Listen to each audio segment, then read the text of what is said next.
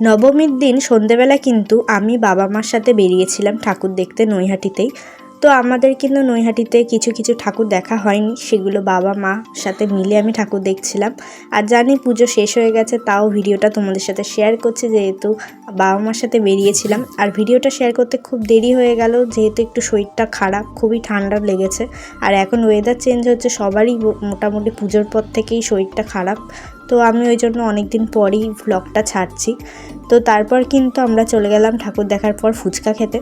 আর যেহেতু তখন খুব রাতে বেরিয়েছিলাম ওই জন্য বাইরে তেমন কিছু খাইনি, ফুচকাই খেয়েছিলাম।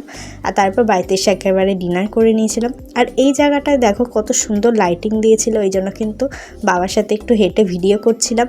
আর তারপর নিজেরও একটা ভিডিও করে নিয়েছিলাম। আর তারপর গেছিলাম হচ্ছে আমাদের নৈহাটিতে সবথেকে যেখানে বড় দুর্গা হয় সেই ঠাকুর দেখতে।